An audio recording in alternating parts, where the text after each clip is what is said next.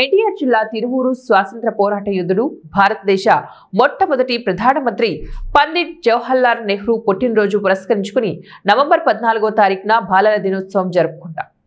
November 14వ తారీఖు సందర్భంగా గీతం స్కూల్లో యాజమాన్యం పిల్లలకు ఆటల పోటీలు, కబడ్డీ, కుర్చీలాట, ఖోఖో ఆటలు పోటీలు నిర్వహించారు.